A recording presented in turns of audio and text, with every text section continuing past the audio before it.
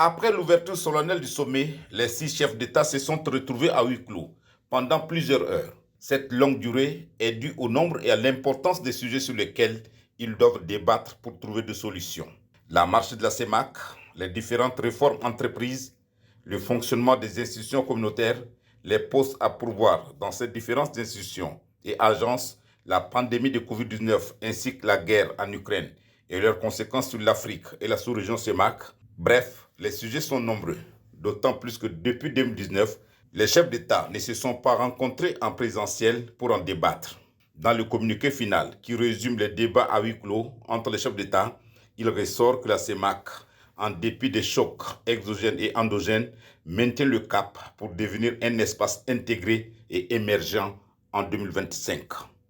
Le communiqué final rapporte aussi les interventions très remarquées et très appréciées du président de transition, chef de l'État, général Martin Debitno, sur des questions en lien avec la paix, la sécurité et la solidarité sous-régionale pour surmonter les défis.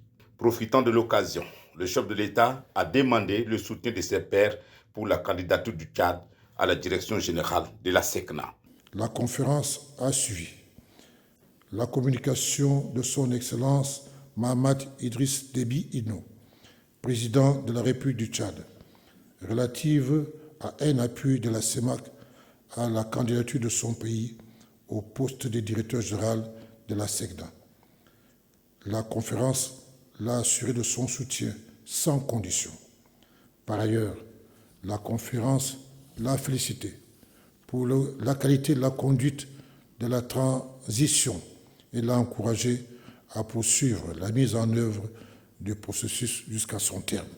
Avant de passer le flambeau à son homologue centrafricain, le président Paul Biya s'est félicité du progrès réalisé par la CEMAC.